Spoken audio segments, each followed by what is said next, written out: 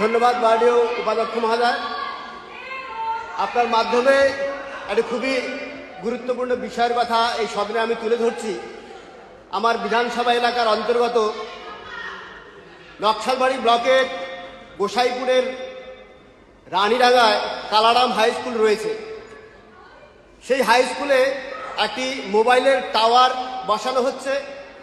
যে মোবাইলের টাওয়ার বসালে যে রেডিয়েশন বেরোয় তার ফলে কিন্তু ক্যান্সারের মতো মারাত্মক রোগের সাথে সাথে স্নায়ুতন্ত্রে বিঘ্ন ঘটানো, মাথা ব্যথা, অনিদ্রা, এই ধরনের বিভিন্ন রোগ হতে পারে।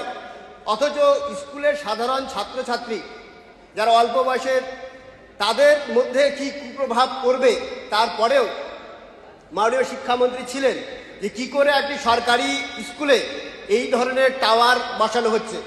রাজ্য সরকারের কি এতই দৈন্যদশা বা শিক্ষা দপ্তরের কি এতই দৈন্যদশা যে তাদের সরকারি স্কুলের মধ্যে এই ধরনের টাওয়ার বসাতে হচ্ছে?